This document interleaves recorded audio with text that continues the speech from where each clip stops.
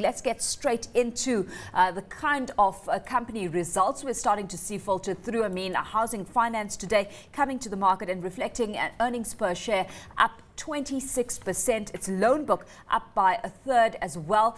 What have you made of those headline numbers that have filtered through?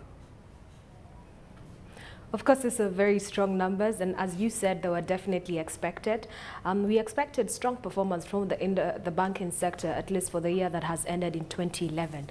And the impact of interest rates increments that we saw during the last half of last year, we'll expect this to actually have a detrimental impact on this year's financials for these companies. This means that we don't expect a similar performance in terms of EPS growth numbers over 20%. And if anything, the best case scenario for the entire sector will be anything up until 10%. Year-on-year growth on some of this book numbers. In as much as we've analyzed it in this way, it's important to note that housing finance is in the mortgage industry, and they've had a huge hit in terms of the increment on rental payments, which in essence has a longer-term impact on the kind of business that housing finance is going to be doing. And it will be very interesting to see whether they can maintain the loan growth book going into this year. Because looking at that number today, a third higher coming through, on that loan book. So the loan book increasing 31% rather. That's quite impressive in the current economic scenario where we know that consumers have been put under pressure as a result of high inflation and, of course, high interest rates that prevail. You see, the thing is, when you're looking at the number today, you're actually looking at a 33% increment from December 2011 compared to December 2010. But then if we come to December 2012 and compare to December 2011, if we even see 10% growth in terms of the loan book facilities that this mortgage finance company will be issuing, that will be a good surprise for them. I think what will happen this year is there'll be stunted loan growth. There'll also be stunted deposit mobilization. And what some of these industries, some of these industry players, housing finance included, will tend to do is focus more on transactional income and sustain the income levels and sustain their profitability levels at least into the year with very muted balance sheet growth levels. Okay, so that's certainly a stock that we've got markets keeping an eye on today. We'll be monitoring kind of reaction we've seen to those results that have filtered through Mbithe. In the meantime, Pan Africa Insurance Holdings posted a 17% decline in pre-tax profit yesterday and hit by lower valuations of its bonds and equities portfolio specifically. What's your view on a company like Pan African Insurance that has a lot of its exposure still to the NSC? I mean, they punt the NSC more than their peers in the sector and hence their performance as a high beta stock.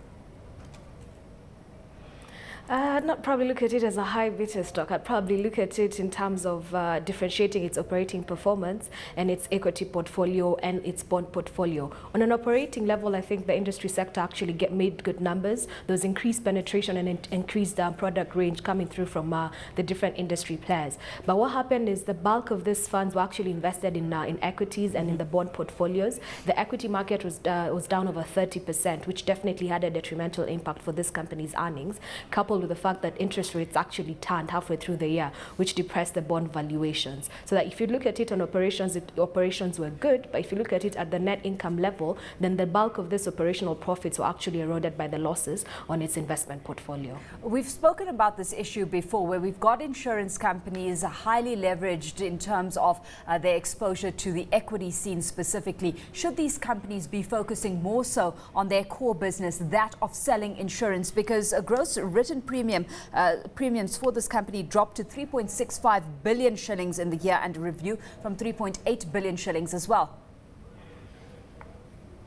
I think you can't really say that they shouldn't be focusing on investment vehicles, essentially because there's a lot of money that comes in that's sort of a longer term nature, and they need to be able to deploy this money into assets that can give them returns on a shorter term nature. And that's it. That is benchmarking on a year-on-year basis. But at least what we've seen in terms of the trend in the insurance sector in Nairobi and in Kenya specifically is a move towards real estate properties, essentially backed by the current price increments in this sector. sector, so that you have now this insurance companies now reverting to owning properties, reverting to investing in rates or similar products, so they can be able to enjoy the upside of this investments in holding property or holding land, as opposed to going through the volatility of the equity markets and the bond market. Certainly, where this company's life business fared worse than expected, it was the sale of residential houses in the high-end suburb of Nairobi that helped to cushion those earnings for this period specifically. Let's move on to Kengen.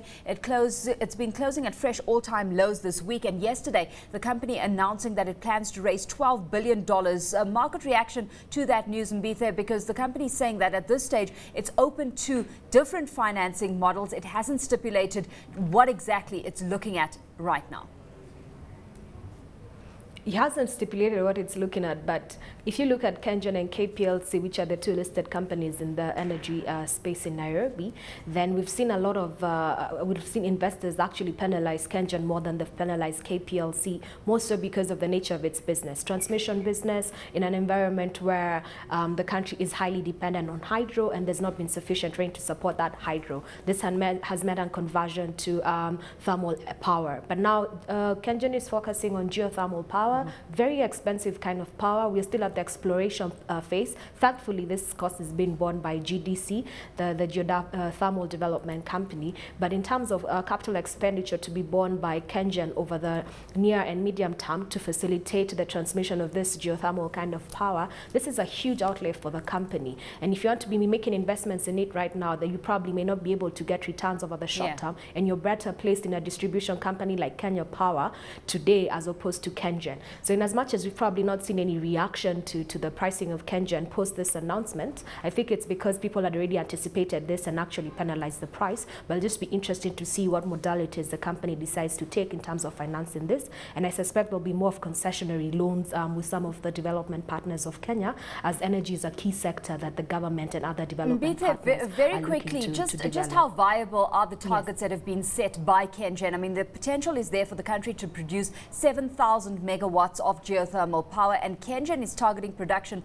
of at least 5,000 megawatts by 2013. That making up bulk of the country's potential.